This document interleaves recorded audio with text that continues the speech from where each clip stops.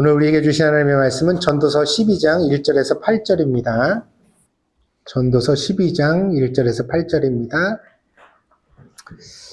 같이 한번 읽어보겠습니다. 같이 봉독하겠습니다. 시작. 너는 청년의 때에 너의 창조주를 기억하라. 곧 곤고한 날이 이르기 전에 나는 아무 낙이 없다고 할 해들이 가깝기 전에 해와 빛과 달과 별들이 어둡기 전에 귀 뒤에 구름이 다시 일어나기 전에 그리하라.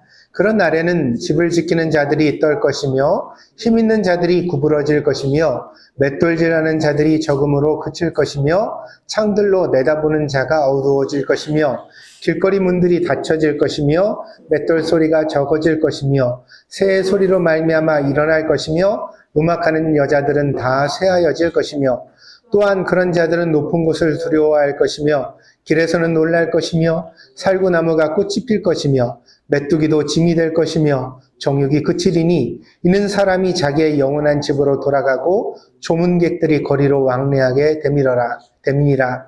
온 은줄이 풀리고 금 그릇이 깨지고 항아리가 샘 곁에서 깨지고 바퀴가 우물 위에서 깨지고 흙은 여전히 땅으로 돌아가고 영은 그것을 주신 하나님께로 돌아가기 전에 기억하라. 전도자가 이르되 헛되고 헛되도다. 모든 것이 헛되도다. 아멘. 모세가 지은 책이 성경 제일 처음 부분을 차지하고 있습니다. 창세기, 출애굽기, 레위기, 민수기, 신명기라는 책인데요.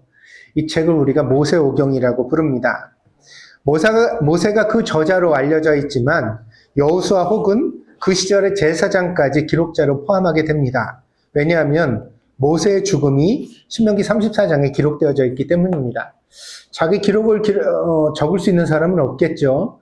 그러니까 모세가 죽은 이후에도 이 성경들이 완성됐다 이렇게 보니까 여호수아라든가 혹은 당대 제사장들이 모세가 기록한 것들을 완성해 갔다, 같이 썼다 이렇게 말할 수가 있을 것 같습니다. 모세는 하나님께 특별한 사랑을 받았던 사람입니다. 우리가 같이 출애굽기 33장을 보려고 하는데요. 주보 이렇게 넘어가시면 다음 장에 출애굽기 33장이 나옵니다. 8절부터 11절까지 이게 이제 출애굽기가 되는 광야에서의 이스라엘 백성들의 일상을 다루고 있는 부분입니다. 33장 8절부터 11절까지 같이 보겠습니다. 같이 봅니다. 시작. 모세가 회막으로 나아갈 때에는 백성이 다 일어나 자기 장막문에 서서 모세가 회막에 들어가기까지 바라보며 모세가 회막에 들어갈 때 구름 기둥이 내려 회막문에 서며 여호와께서 모세와 말씀하시니 모든 백성이 회막문에 구름 기둥이 서 있는 것을 보고 다 일어나 각기 장막문에 서서 예배하며 사람이 자기의 친구와 이야기함 같이 여호와께서 모세와 대면하여 말씀하시며 모세는 진으로 돌아오나 눈의 아들 젊은 수종자 여호수아는 회막을 떠나지 아니하니라. 아멘.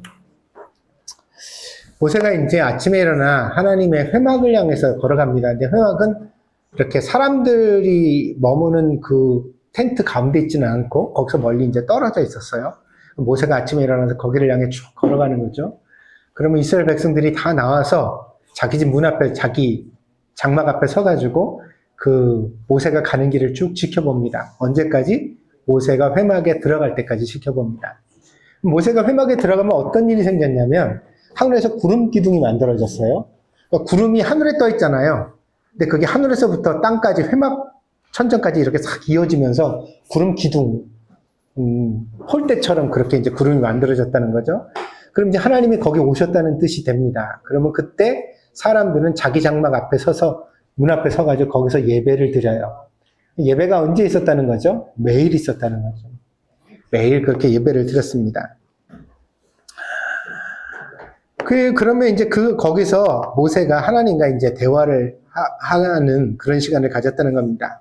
특별히 11절의 언급이 인상적입니다. 뭐라고 되어져 있냐면 하나님이 모세와 어떻게 대화하셨어요? 친구와 이야기하듯이 이야기하셨다. 이렇게 나와 있습니다.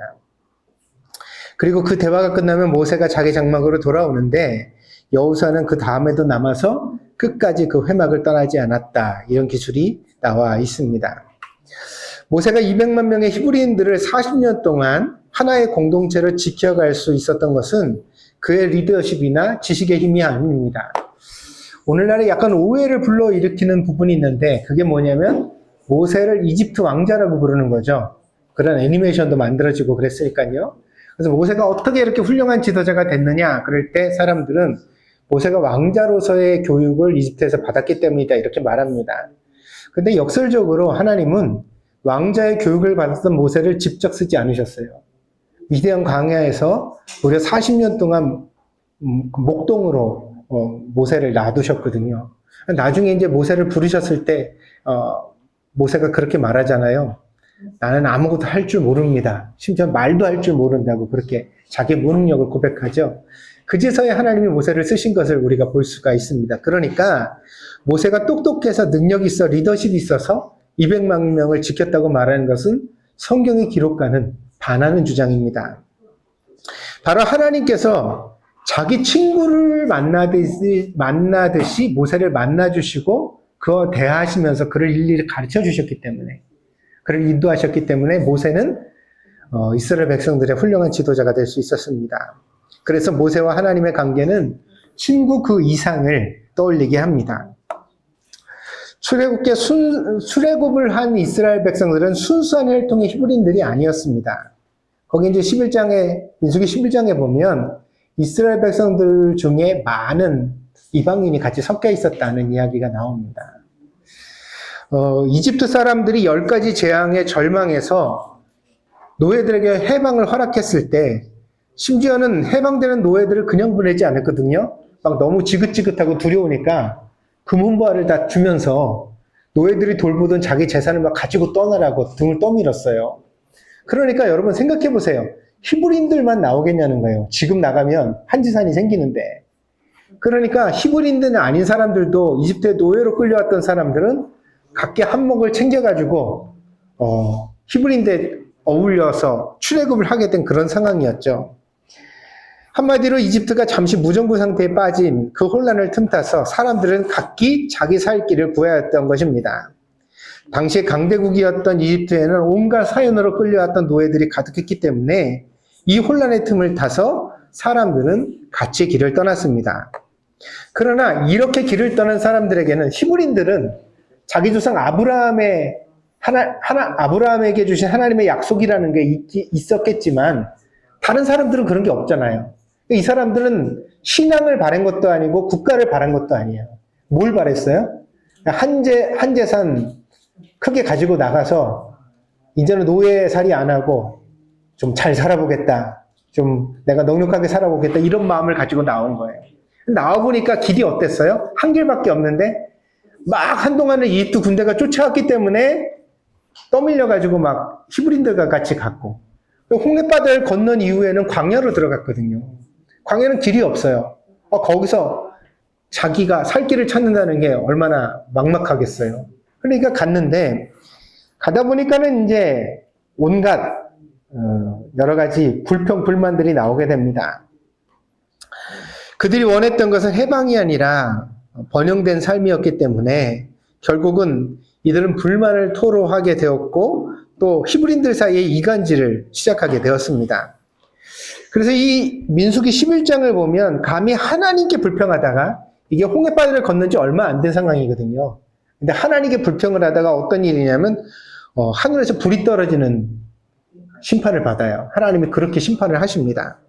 그런데도 어떠냐면 사람들은 불만을 멈추지 않았어요. 그 다음에 보면 어떤 이야기가 나오냐면 고기가 먹고 싶다고 얘기를 시작해요. 고기 먹고 싶다. 그럴 수 있죠.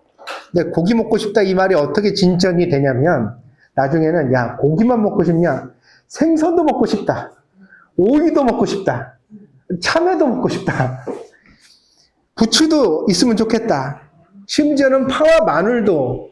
그러니까 이 양념 조합을 생각해 보면 이게 나베를 끓여 먹었나 불고기를 해 먹었나 이런 생각이 들 만큼 다양한 식재료에 대한 향수가 나오게 됩니다. 그런데 문제는 어디냐면 지금 히브리인들이 가나안 땅을 향해 가고 있는 중에 어디를 지나고 있어요? 광야에서 이런 말을 하고 있다는 거죠. 사람들은 희망이 없었기 때문에 이런 하소연을 하면서 울부짖기 시작했습니다. 그 우는 소리가 모세의 귀에 들리니 모세에게는 고문과 같았습니다. 결국 모세는 하나님께 하소연하게 됩니다. 민수기 11장 10절부터 한번 보겠습니다. 민수기 11장 10절서부터 한번 보죠. 제가 읽어보겠습니다. 백성의 온 종족들이, 이거는 이제 히브리인과 그 다른 이방 족속들이 섞여 있는 거죠. 온 종족들이 각기 자기 장막 문에서 우는 것을 모세가 들으니라. 고기 먹고 싶다, 부추 먹고 싶다, 참외 먹고 싶다 그래서 울었다는 거예요. 그걸 모세가 들었습니다. 이러므로 여호와의 진노가 심히 크고 모세도 기뻐하지 아니하며, 하나님도 화가 나셨고 모세도 화가 났어요. 근데 하나님이랑 모세랑 대화를 합니다. 제가 이게 재밌다고 보는 본문이에요. 모세가 여호와께 여짜오되 어찌하여 주께서 종을 괴롭게 하시나이까? 어찌하여 내게 주의 목전에서 은혜를 입게 아니하시고 이 모든 백성을 내게 맡기사 내가 그 짐을 지게 하시나이까? 이 모든 백성을 내가 배웠나이까? 배웠나이까는 임신했습니까? 그런 뜻이에요. 이 백성을 내가 임신했습니까? 내가 그들을 낳았나이까? 응? 어찌 주께서 내게 양육하는 아버지가 젖 먹는 아이를 품듯 그들을 품에 품고, 그러니까 아버지가 되라고 하셨다는 거죠. 주께서 그들의 열조에게 맹세하신 땅으로 가라 하시나이까? 나더러 아버지 노릇을 하라고 하십니까? 13절입니다. 이 모든 백성에게 줄 고기를 내가 어디서 얻으리까? 그들이 나를 향하여 울며 이르되 우리에게 고기를 주어 먹게 하라 하온즉 책임이 심히 중하여 나 혼자는 이 모든 백성을 감당할 수가 없나이다. 제가 재밌다고 본 부분은요, 이 부분을 묵상하는데 이 부분이요, 친구처럼 이야기하는 것처럼 여겨지지 않고 저는 어떻게 받아들여졌냐면 애가 말썽 부릴 때 부부싸움 하는 것처럼, 그러니까 애가 속을 썩이는데 그 얘기를 하다 보니 남편이랑 아내가 서로 속상한 마음을 가지고 얘기를 하다가 결국은 당신이 어떻게 나한테만 이렇게 맡겨둘 수 있느냐, 나더러 어쩌란 말이냐 그러면서 하소연하는 모세 이야기는 약간 엄마스럽고, 그리고 하나님의 말씀은 약간 아버지스러운 이야기로, 그러니까 제가 부부 같다고 느껴지는 부분이라서 제가 재밌다고 느낀 부분이었습니다. 그래서 이 민수기 11장을 보면 온 세상에서 가장 온유하다고 했던 모세도, 심지어 이스라엘 백성들을 사랑하시는 하나님도 별로 심정이 좋지 못한 그런 언어가 드러납니다. 그래서 내가 배웠습니까? 나았습니까? 나들 어쩌란 말입니까? 이런 말이 막 남루하고 하나님도 화를 내십니다. 제가 거기에 달아놨죠. 부분은 하나님도 화가 보입니다. 그러나 그럼에도 불구하고 잘 수습하고 또 이스라엘 백성들을 이끌고 가나안 땅까지 가는 이야기가 이 민수기에 나타나고 있습니다. 특별히 12절을 한번 보시기 바랍니다. 모세가 그렇게 하나님께 하소연을 하죠. 이 백성을 내가 임신했습니까? 내가 그들을 낳았습니까? 약간 웃음이 나오는 대목입니다. 그러나 이 속에는 깊은 역설적 진리도 포함되어 있다고 생각합니다. 그 무슨 이야기냐면, 자, 여기 보세요. 모세가 내가 임신도 안 했고 낳지도 않았으니 이렇게까지 할 필요가 없습니다. 이런 말을 하고 있는 거죠. 그러면 이 말을 뒤집어 보세요. 만약에 내가 임신해서 내 몸으로 낳은 자식이라면 사막에서 물을 달라고 해도, 고기를 달라고 해도, 당장 아무것도 없는데 부추 내놔라, 참외 내놔라, 이런 말을 하더라도 어떻게 해야 된다는 거예요? 참는 게 당연하다. 감당해야 된다. 한마디로 부모라는 순간 이름에 감춰져 있는 책임은 무한하다는 것입니다. 그래서 사막 같은 광야 한가운데서라도 물을 찾든지 고기를 찾든지 호텔식 베드룸에 두 발 뻗고 자고 싶다고 하더라도 그 어이없고 철모르고 이기적이며 버릇도 없고 망할 놈의 자식 같은 언행에도 불구하고 임신하고 나왔으면 묵묵히 그 아이를 어떻게 해야 된다? 감당해야 마땅하다. 적어도 부모는 그만한 이름이다. 민수기 11장이 우리에게 그렇게 말해주죠. 모세는 히브리 민족의 부모가 아니었습니다. 그러나 결과적으로 모세는 부모처럼 이스라엘 백성들을 200만 명을 이끌고 가나안 땅까지 갔습니다. 얼마 동안? 40년 동안. 매일매일 이런 일을 겪으면서. 민수기는 그게 바로 목회라고 말하고 있습니다. 목회가 뭐냐 그러면 교인들에게 대접받는 일이 아니에요. 목사님, 목사님 그러면서 좋은 음식 대접받고 막 좋은 데 모시고 가고 그게 목사가 아니라는 거죠. 목사라는 역할은 어떤 거예요? 사람들이 이런 어이없는 얘기를 해요. 사막 가운데서 고기 먹고 싶어요. 응?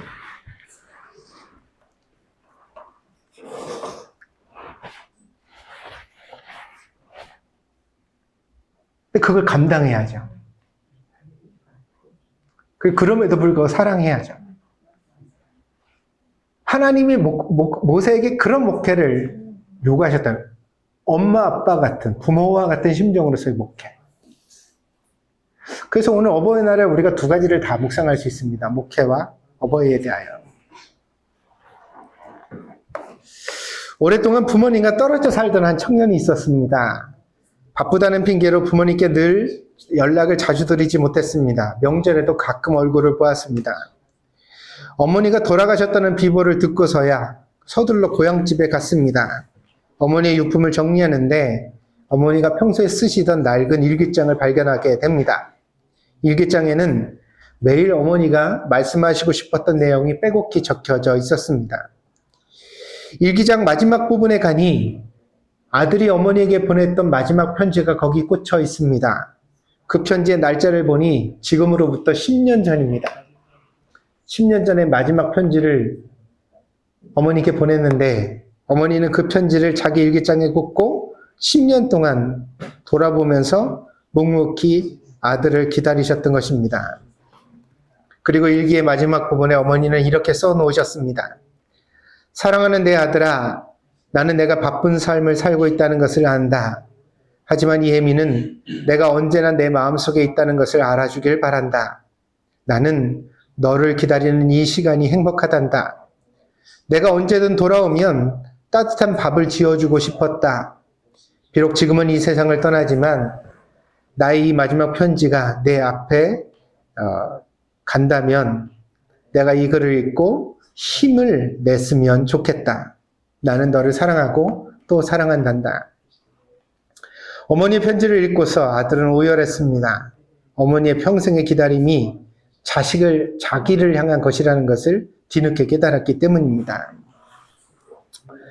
요즘 저는 제가 참 어리석다는 생각을 많이 합니다. 재작년에 어머니를 여의고서 어버이날을 맞이할 때마다 허전한지 모르고 살았던 부분의 허전함을 느끼기 시작했습니다. 나의 어머니도 여기저기 메모를 많이 남기셨습니다. 우리 어머니도 일기장은 아니고 우리 어머니는 가계부를 쓰셨는데 얼마 되지도 않은 생활비에 뭐 얼마 우리 어머니 참 신기한 분이었어요. 그 교통카드 쓴 것도 카드에 적힌 명세서를 믿지를 못하셔서 그걸 일일이 다 적어놨다가 나중에 맞춰보는 그런 분이었습니다. 그런데 그 가계부 곳곳에 여기저기 작은 메모들이 있었습니다. 그 메모들 속에는 하나님께 드리는 감사의 언어뿐 아니라 하나뿐인 아들과 그 가족을 위한 기도가 발견되곤 했습니다. 우리 목사님 하나님 지켜주세요. 우리 준혁이 찬혁이 하나님 좋은 길로 인도해 주세요. 우리 김희정 사모 아프지 않게 해주세요. 우리 어머니가 써놓으셨던 글씨를 읽으면 마음이 아립니다. 어머니의 사랑은 세상에 유일무이한 것입니다. 그 사랑을 받았기에 나의 가정을 이루고 아버지가 될 수 있었으며 또한 지금 감히 목회를 할 수 있다고 생각합니다. 사람 부모는 흠이 많지만 그래서 철이 없던 시절에는 부모님께 섭섭한 것도 많았지만 원망할 것도 많았지만 그 흠조차 철이 들어 생각해보면 부모님의 인생에 연민이 일어나고 조금은 이해를 할 수 있게 됩니다. 자식이 부모를 용서할 자격이라도 가졌는지 모르겠지만 그럼에도 불구하고 따져보면 그 부모의 부족한 모습조차 내 인생에는 강력한 교훈이 되고 있다는 것을 깨닫습니다. 우리는 부모를 부정할 수 없으며 또한 그 부모가 이미 걸어갔던 길을 같이 걸어가고 있기 때문입니다. 그래서 부모님 모습을 보면서 좋은 모습은 나도 본받아야 되겠다. 아멘. 그리고 부모님께 내가 조금 실망하거나 조금 어려움을 겪는 부분이 있다면 걱정하지 마세요. 여러분도 늙고 나이를 먹으면 언젠가는 그게 이해됩니다. 그리고 그게 용서가 됩니다. 그러니까 지금 너무 용서하려고 애쓰고 너무 그럴 필요 없어요. 그냥 묵묵히 가져가시면 돼요. 다만 한 가지, 여러분이 이해하지 못하는 그 모습도 여러분에게는 교훈이 됩니다. 나는 내 자식한테 그러지 말아야지. 이 부분은 내가 조금 조심해야지. 그 교훈을 통해 여러분은 좋은 부모가 돼가는 줄 믿습니다. 솔로몬은 전무후무한 지혜를 하나님께 받았습니다. 우리가 이미 알거니와 그는 경건하고 거룩한 인생을 완성했던 왕은 아닙니다. 그는 부유함을 누렸고 후궁을 많이 두었으며 자기 왕궁의 벽을 금으로 칠하고 무역을 통해 온 세계에서 오는 사치품과 향신료를 즐겼던 왕이었습니다. 그러나 그는 이 모든 인생의 향락이 사람의 마음을 채우지 못한다는 것을 결국 깨달았습니다. 그는 이렇게 말합니다. 온 땅의 물이 결국 바다로 흘러가지만 바다를 채우지 못함과 같으니라. 온 세상의 물이 다 결국 바다로 가지만 바다를 채우지 못하는 것처럼 사람도 온 세상의 사치와 향락을 누려도 결국 만족함을 얻지는 못한다. 그것이 솔로몬이 말했던 인생의 결론입니다. 그리고 솔로몬은 이 허무한 인생 가운데서 유일한 희망이 있다면 그것은 바로 신앙이라고 우리에게 말해주고 있습니다. 오늘 본문으로 돌아가 보겠습니다. 전도서 12장 1절입니다. 1절에 보면 고통의 날, 아무 즐거움이 없는 날이 있죠. 이 고통의 날, 아무 즐거움이 없는 날은 특별한 인생의 시련을 말하는 게 아니에요. 노인이 되면 이렇게 된다는 거예요. 그러니까 노인의 날이 이르기 전에 창조주 하나님을 기억하라는 건 신앙을 가져라 이겁니다. 자기의 신앙을 되찾아라. 하나님을 만나라. 이런 뜻입니다. 3절부터 나오는 것은 몸의 비유입니다. 3절부터 볼게요. 집을 지키는 자들은 손을 말합니다. 그러니까 집을 지키는 자들이 떤다는 건 뭐가 떨린다는 거예요? 손이 자꾸 떨린다는 거예요. 손이 떨려요. 그 다음에 힘 있는 자들은 뭐죠? 몸을 받치니까 그건 다리입니다. 힘 있는 자들이 구부러진답니다. 다리가 자꾸 구부러진다는 거죠. 똑바로 서서 걷지 못하고 자꾸 다리에 힘이 빠져간다는 뜻이죠. 맷돌질 하는 자들은요, 이제 눈치채셨죠? 뭐예요? 이빨입니다. 맷돌질하는 자들이 적어진다고 그랬으니까 이빨이 빠진다는 뜻입니다. 창들을 내다보는 자는 눈입니다. 창들을 내다보는 자는 어두워진다고 그랬죠? 눈도 안 보이게 됩니다. 길거리의 문들은 길을 말합니다. 그게 어두워진다고 그랬으니까 귀도 점점 안 들리게 됩니다. 큰 소리로 말해야 들리고 두 번 말해야 알아듣고 귀도 어두워집니다. 맷돌 소리가 적어진다는 것은 잘 먹지 못한다는 뜻입니다. 맛있게 먹는 일이 줄어듭니다. 새 소리로 일어난다는 것은 깊이 잠들지 못한다는 뜻입니다. 그래서 자꾸만 자다가 깹니다. 자꾸 말하는데 왜 내 얘기하는 것 같냐. 그다음 음악하는 자들은 목소리입니다. 음악하는 자들은 목소리죠. 그러니까 음악하는 자들 목소리도 음성도 약해진다는 것입니다. 높은 곳을 두려워한다는 것은 언덕길이 무섭다는 것입니다. 노인이 되면 높은 데 가는 것이 자꾸 두려워지죠. 길에서 놀란다는 말은 이 길 자체가 두려움을 준다는 뜻이에요. 어디 가자고 그러면 예전에 신이 나서 나섰는데 어디 가자고 그러면 막막해요. 내가 갈 수 있을까? 그런 생각이 들죠. 길에서 놀란다는 말은 길을 떠나는 것이 버거워진다는 뜻입니다. 살구나무의 꽃은 머리가 휘어지는 거죠. 메뚜기도 짐이 될 만큼 쇠약해지면 정욕도 일어나지 않게 됩니다. 그러니까 점점 쇠약해지는데 이런 말도 있다 그래요. 이 메뚜기가 고대 팔레스타인 지역에서는 사람의 기운을 돋우는 음식으로 여겨졌다 그래요. 그러니까 메뚜기를 먹어도 정욕이 일어나지 않는다 그런 뜻으로도 해석할 수 있어서 이거는 백약이 무익하다. 먹어도 소용없다 이런 뜻을 가질 수도 있습니다. 노인되어 죽음이 이르기 전에 이런 날이 일어날 것입니다. 거기 밑에 보면 또 재미난 말이 나오는데 은줄이 풀리고 금그릇이 깨집니다. 그러니까 금그릇은 은줄로 이렇게 묶어서 걸어놓는 장신구? 꾸민 같은 그런, 것들이 있었다는 거죠. 근데 은줄이 끊어지면서 금그릇이 깨질 수도 있습니다.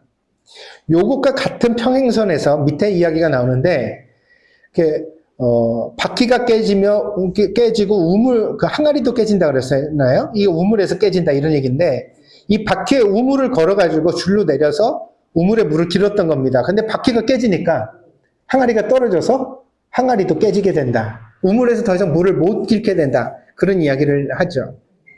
이게 무슨 이야기입니까? 늘상 물을 길어오던 우물 시스템, 우리 일상이라는 거죠. 내가 아침 일어나면 루틴이라고 말하는 게 있죠. 늘 먹는데, 늘 가는 거, 늘 즐기는 일이 있잖아요. 헬스장을 가시는 분도 있고, 테니스를 꼭 치시는 분도 있고, 그렇잖아요. 그런데 어느 날 갑자기 그게 못하게 될 때가 있다는 거예요. 못할 수도 있게 될 것이다. 근데 이 말이요, 우리는 이렇게 생각을 하거든요. 노인은 계절이 바뀌듯이 천천히 올 것이다. 그러니까 내가 충분히 준비할 시간을 두고 오게 될 것이다. 이런 얘기를 생각을 하거든요. 근데 전도서에서 솔로몬은 뭐라고 말을 하냐면, 줄이 어떻게 돼요? 갑자기 끊어지잖아요. 그렇잖아요? 그러니까 이게 사고처럼 온다는 거예요. 내가 내일도 내 손으로 밥 해 먹을 수 있을 거라고, 내가 내일도 어딘가 식구들과 여행을 갈 수 있을 거라고 생각했는데, 갑자기 넘어졌는데 고관절이 깨졌네. 의사가 다시는 못 일어난다고 그러네. 그럼 이제 노인은 그때부터 인생이 끝이거든요, 사실은. 병원 신세밖에 질 일이 없고, 집에서 주는 밥만 먹다가 인생이 끝날 수밖에 없고, 고칠 희망이 없으니까. 전도서는 그 얘기를 하는 거예요. 절대로 계절처럼 바뀌어지지 않는다. 조금씩 오는 일이 아니야. 어느 날 갑자기, 어느 날 일어나 보니까 내가 아직은 청춘이라고 생각했는데 노인 돼 있을 것이다. 일상이 끊어질 것이다. 그런 경고를 합니다. 결국 죽음은 몸은 흙으로 돌아가고 사람의 영혼은 하나님께 돌아갑니다. 돌아간 후에 남겨질 것은 없습니다. 그래서 결론은 인생은 헛되고 헛되니 모든 것은 헛되다는 것입니다.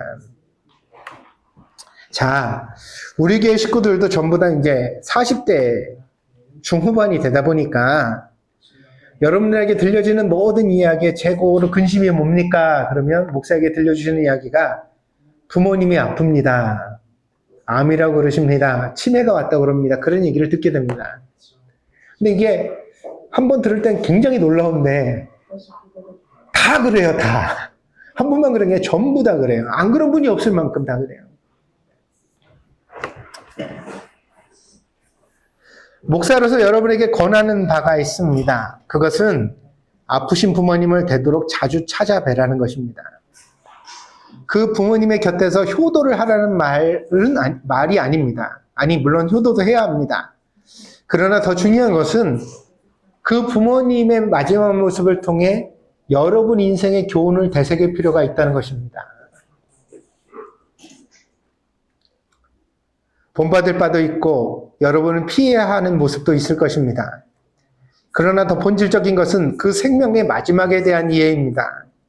여러분이 다 나이가 적지 않아서 배울 것이 더 이상 없다고 생각하겠지만 나도 전에는 그렇게 생각했습니다. 그런데 이번에 어머니를 잃으면서 겪어보니 내가 알고 있는 죽음은 형이상학적이고 이론적인 죽음이지 솔로몬이 들려주는 바처럼 실제적인 죽음이 아니란 것을 깨닫게 됐습니다. 여러분은 아직도 죽음을 몰라요. 그래서 죽음을 생각하지 않아요.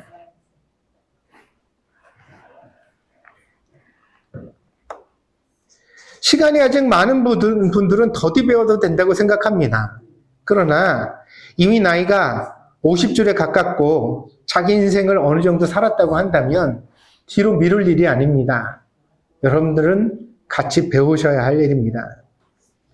그 죽음을 이해하고 받아들이는 것이 우리 신앙에도 아주 중요한 바라고 생각합니다. 그러니 부모님을 대하면서 그 마음을 헤아리면서 그분의 모습을 내 눈과 귀에 담으면서 여러분 자신의 마지막 모습을 다시 한번 그려보시기를 권합니다.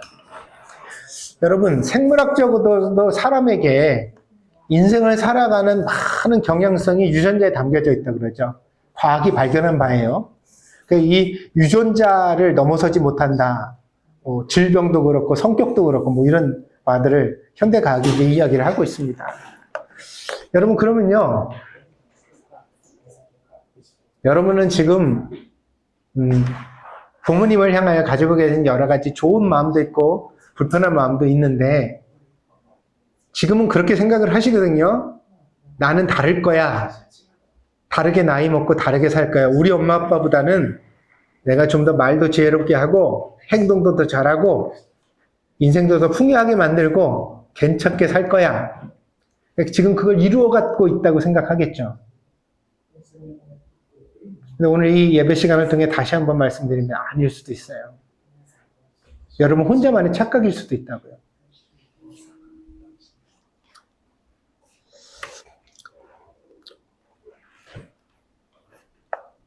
다르면 얼마나 다르겠습니까?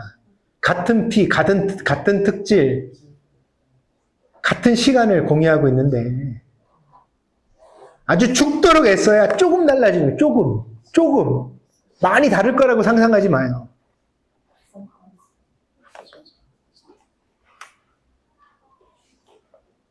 그래서 배울 바가 있다는 거죠. 그 배워야 한다는 거예요.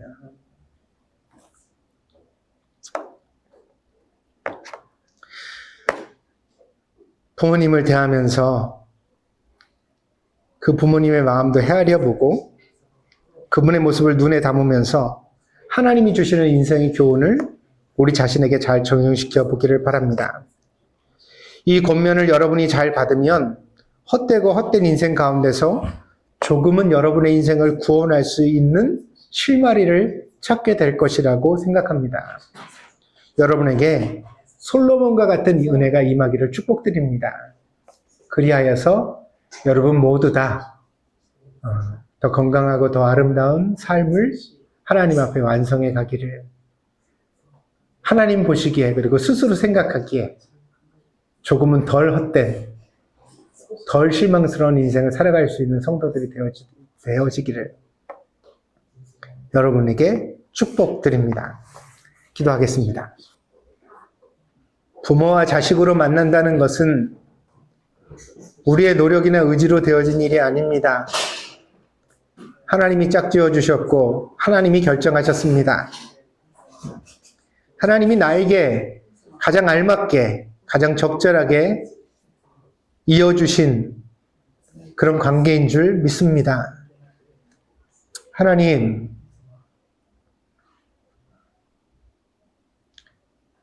부모를 원망하는 어리석음으로 자기 인생을 낭비하지 않게 하여 주시옵소서. 하나님이 주시는 은혜로 부모님을 사랑하고 존경하게 하여 주시고, 혹시 흠이 있다면 그 흠을 넘어설 수 있는 자녀들이 되게 하여 주시옵소서. 특별히 솔로몬은 우리에게 부모님을 보며 인생을 배우라고 말해주고 있습니다.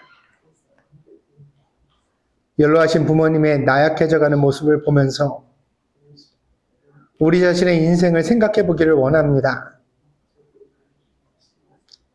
별것 아닌 것 얻으려고 몸부림치며 살다가 정작 중요한 것을 잃어버리는 어리석은 사람이 되지 않게 하여 주시옵소서. 가족과 함께 누려야 되는 시간과 행복의 무게를, 황금을 조금 더 벌려고, 세상에서 명성을 조금 더 얻으려고